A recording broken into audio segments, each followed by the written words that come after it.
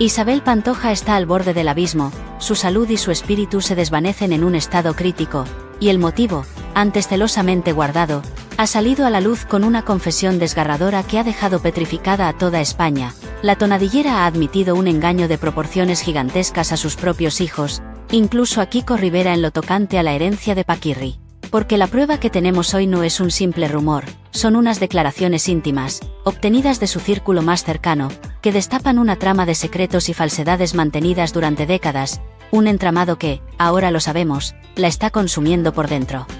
Lo primero que deseo que comprendas es que esta situación no es un simple sobresalto momentáneo ni una manipulación para generar atención.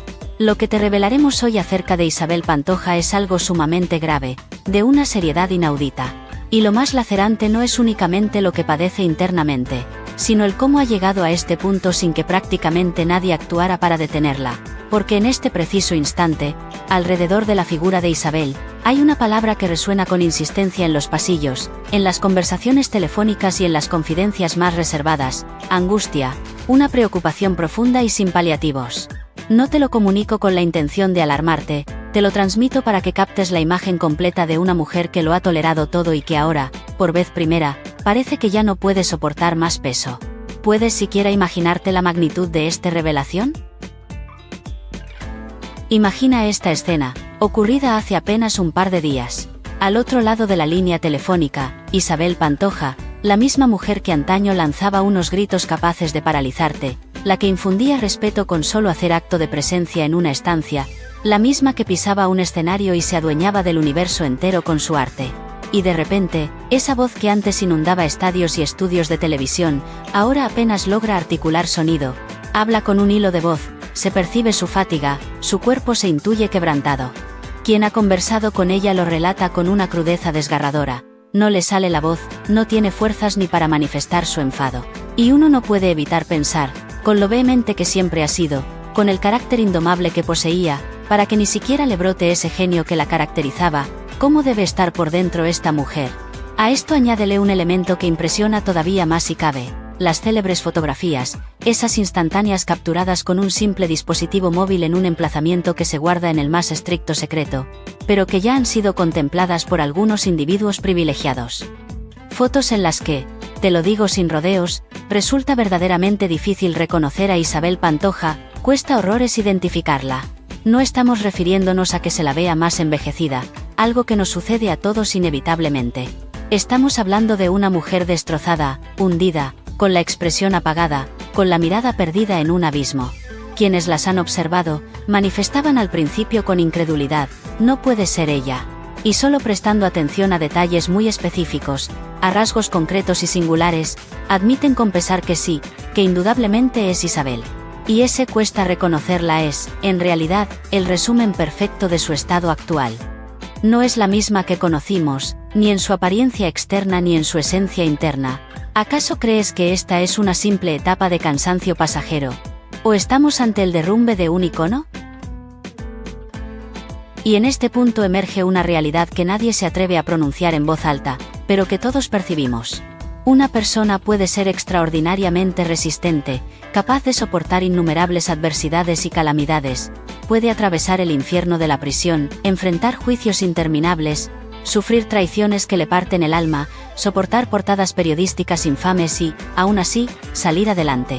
Pero el cuerpo y la mente poseen un límite insoslayable. No estamos forjados de piedra, y por mucho que nos hayan vendido la imagen de una Isabel de hierro, capaz de superar cualquier obstáculo, una mujer que siempre resurge de sus cenizas cual ave fénix, la verdad que se está filtrando es radicalmente distinta. Los años dejan su huella, los golpes se acumulan inexorablemente. Lo que hace 2 décadas se sobrellevaba con una risa nerviosa y un grito desafiante, ahora se transforma en una losa pesada e insoportable. No estamos disertando únicamente sobre su salud física, que es un aspecto sumamente delicado y que ella misma ha blindado con demandas judiciales contra aquellos medios que han divulgado datos médicos.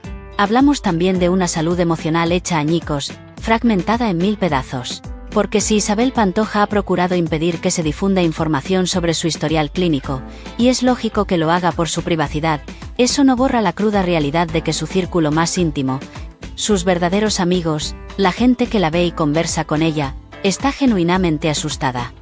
No es un ay, está un poco decaída, es un está muy mal, verdaderamente mal. Lo repiten con una insistencia que hela la sangre.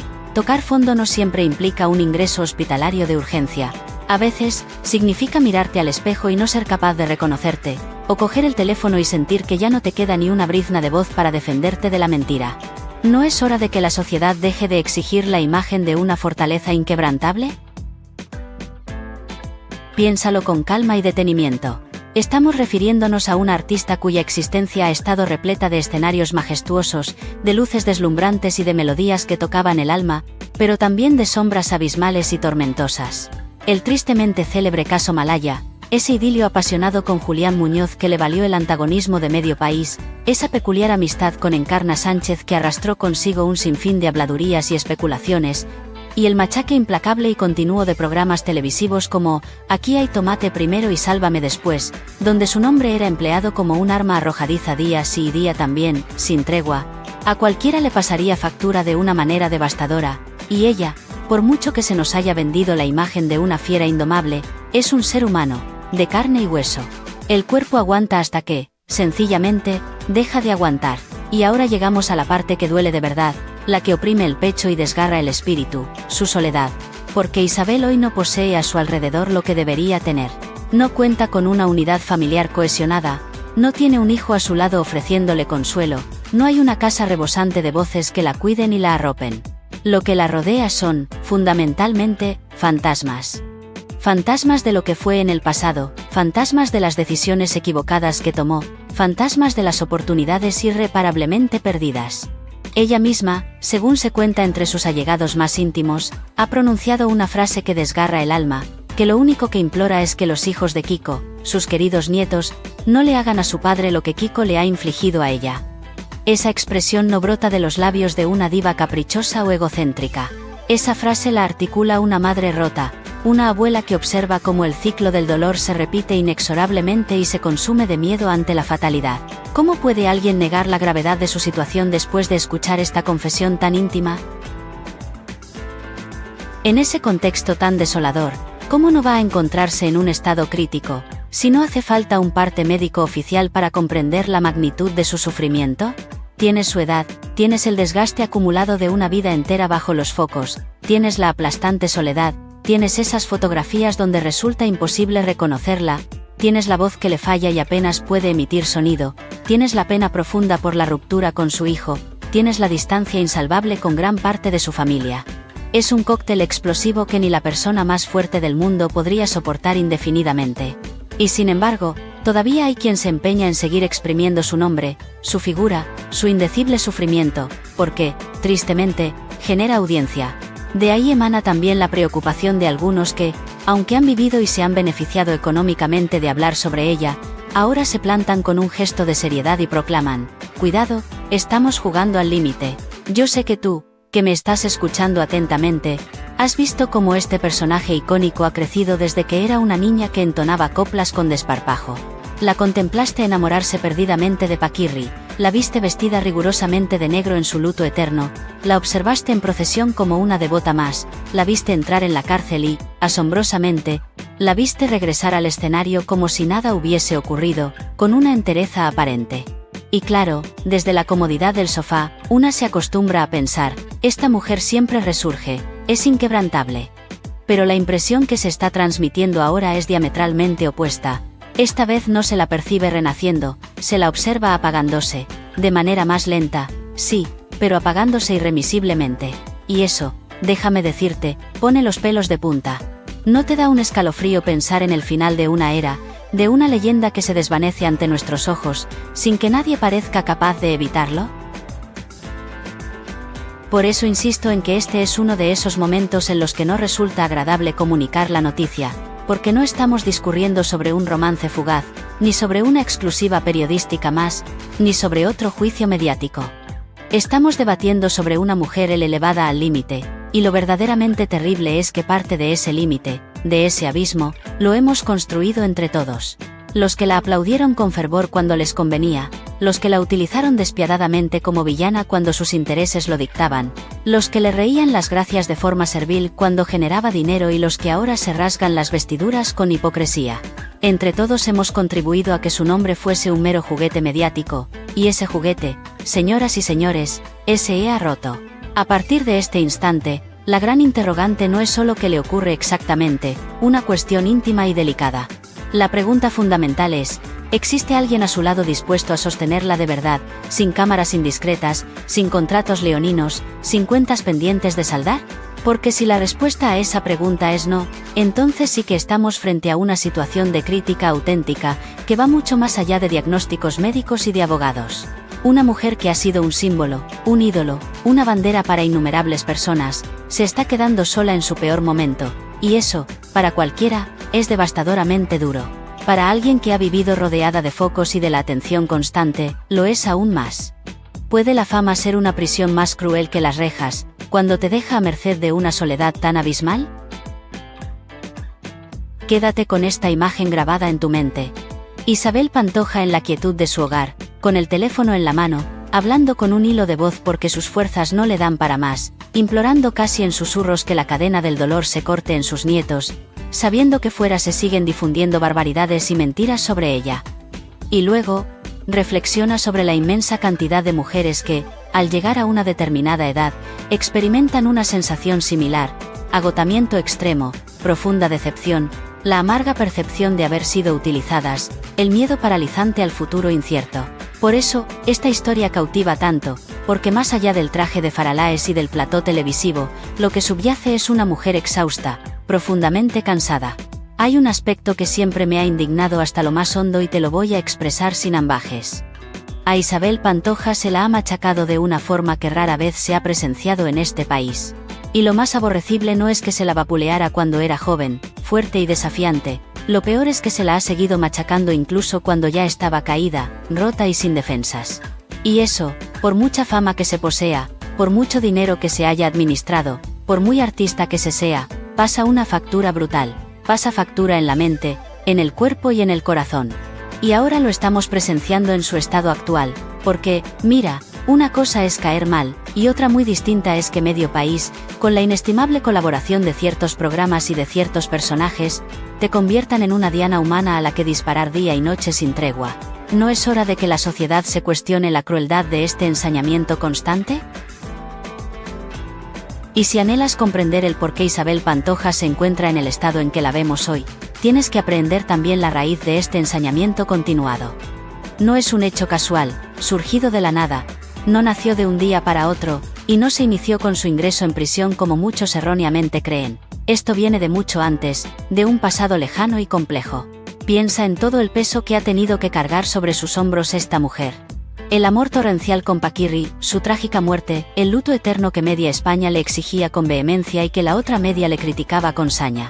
Cuando se encontraba destrozada, la acusaban de teatralidad, cuando esbozaba una sonrisa, la tildaban de insensible. Cuando se recluía en su intimidad, afirmaban que algo turbio tramaba. Cuando aparecía en público, decían que buscaba protagonismo. Era una batalla imposible de ganar, un laberinto sin salida. Y así comenzó ese juego perverso y cruel. Isabel, hiciera lo que hiciera, siempre estaría mal a los ojos del mundo. Luego irrumpió Julián Muñoz, y aquí ya se desataron todos los demonios posibles. Un país entero observando a Isabel enamorada de un hombre con graves problemas judiciales, y los programas del corazón lanzándose sobre ella como lobos hambrientos. Aquí se inició esa carnicería mediática de la que, todavía hoy, no se ha recuperado plenamente.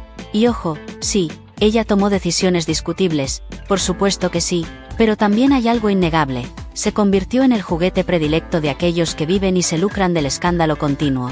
Cada lágrima suya vendía, cada enfado suyo llenaba horas de programación, cada paso en falso daba de comer a medio plató. Después llegó la cárcel, un episodio que, sinceramente, habría destrozado a cualquiera en su lugar.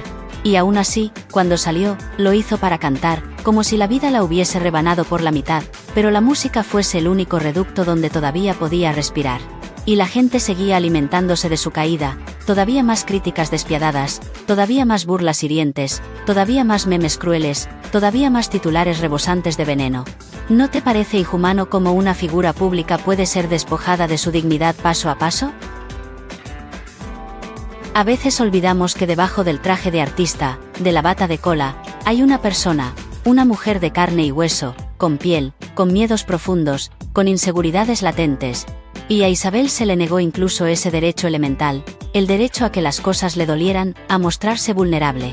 Pero el golpe que la partió de verdad, el que la dejó sin aire y sin aliento, no provino de un juez implacable ni de un periodista incisivo, vino de su propio hijo.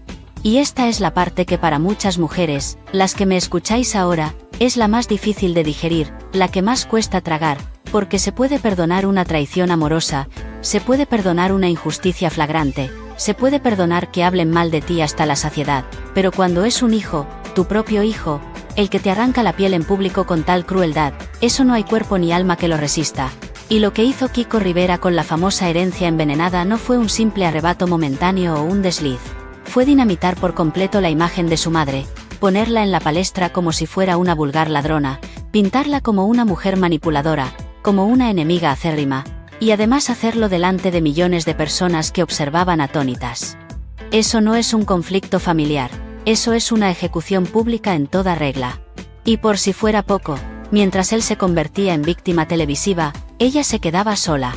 Sola con la culpa que la carcomía, sola con la vergüenza que la consumía, sola con el dolor indescriptible de ver a su propio hijo renunciar a ella por un puñado de minutos de gloria en prime time.